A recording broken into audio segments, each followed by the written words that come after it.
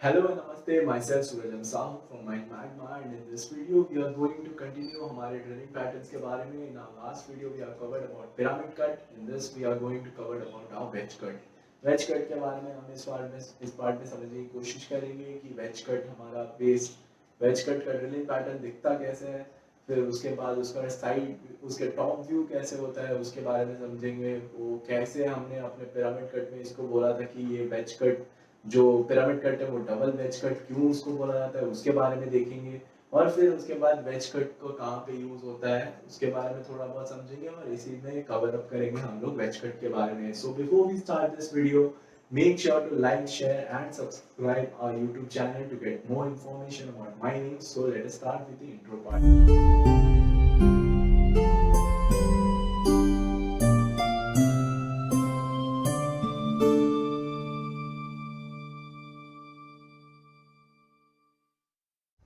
Yes, so let us start. अभी पहली चीज हमारा ये जो वेज कट है ये भी एक काइंड ऑफ ड्रिलिंग पैटर्न है. ये बेसिकली सॉलिड ब्लास्टिंग में सबसे ज्यादा यूज होने वाला पैटर्न है और इसको हम लोग टनलिंग में भी इस चीज का यूज करते हैं हम लोग. और ये जो है इसको हम लोग हार्ड रॉक्स के लिए हम लोग यूज नहीं कर पाते हैं. तो ये हो गया हमारा एक बेसिक कहाँ पे इसका यूज कर सकते हैं, ये हो गया इसके बारे में. सो अभी हमारे सामने आपके स्क्रीन में आप देख सकते हो वेज कट का एक वर्किंग फेस. तो अभी समझ लीजिए हमारे पास एक 3.3 मीटर और 3.2 मीटर का एक फेस है जो वर्किंग फेस है.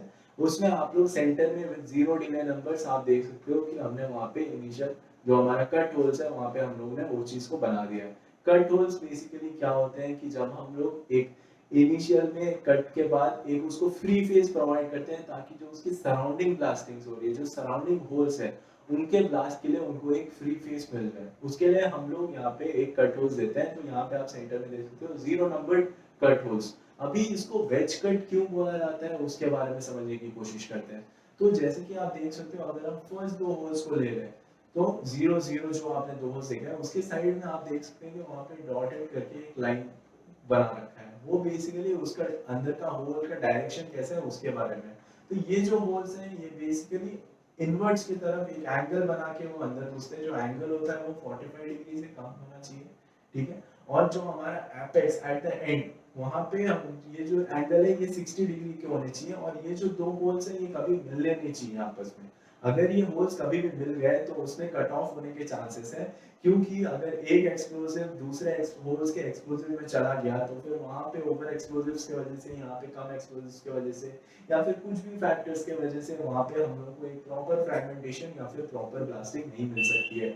अभी इस चीज को वेज कट क्यों बोला जाता है आप समझिए कि अब जब ये पार्ट एक बार ब्लास्ट होगा तो ये जो ब्लास्ट है ये कुछ इस फॉर्म में वो ब्लास्ट निकलेगा. तो उसके बाद एक फ्री फेस हम लोगों को मिल जाएगा इसके बारे में. तो ये हो गया हमारा एक वर्किंग फेस. अभी क्या बोलते हैं हम लोग का इनिशियल कट या फिर हम लोग जो कट होल्स बोलते हैं वो चीज. उसके सराउंडिंग में आप 1 डिले नंबर्स के होल्स देख सकते हैं, फिर 2 डिले नंबर्स के होल देख सकते हैं, फिर उसके बाद 3 देन 4 एंड देन 5 का ये सारे डिले होल्स के नंबर्स देखते थे जो इसी ऑर्डर में ये चीज की ब्लास्टिंग्स होती है. तो ये हो गया हमारा एक फ्रंट व्यू हमारे कट का. अभी हम इसको एक साइड टॉप व्यू देख के समझने की कोशिश करते हैं. तो अभी जैसे कि आप देख सकते हो ये है हमारे सामने एक वर्किंग फेस, राइट. अभी ये वर्किंग फेस के टॉप व्यू मतलब कि हम लोग जो होल बना रहे हैं वो होल के बाद कैसा दिखता है उसके बारे में हम लोग देख सकते हैं ऊपर से. ओके, तो अभी आप सेंटर में देख पा रहे होगे एक वेज फॉर्मेशन है ना. पर एट द एंड ये जो वेज फॉर्मेशन है ये दोनों मिल नहीं रहे हैं एक दूसरे से, ये एक जगह पे जाके अटक जा रहे हैं. अभी जो इसका इनिशियल जो इंक्लाइन एंगल है वो है हमारा 45 डिग्री और जो हमारा एंडिंग में होना चाहिए वो हमारा होना चाहिए 60 डिग्री के पास. ओके, फिर ये हो गया हमारा ये जो सेंटर कट हो गया. उसके बाद जो है हमारा उसको हम लोग बोल सकते हैं जो हमारा स्प्रेडर होल्स है वो हमारा स्प्रेड कर रहा है उस कट को. और फिर उसके बाहर में जो ट्रिमर होल्स या फिर ड्रेसर होल्स होते हैं जो उस चीज को ऐसा कट देते हैं. तो ये कंप्लीट एक हमको एक फॉर्मेशन प्रोवाइड करता है जिसमें हम लोग क्या बोलते हैं एक फ्री फेस प्रोवाइड करता है जिससे या फिर फ्री ब्लास्टिंग के लिए ऐसा जोन प्रोवाइड करता है इस पैटर्न की वजह से.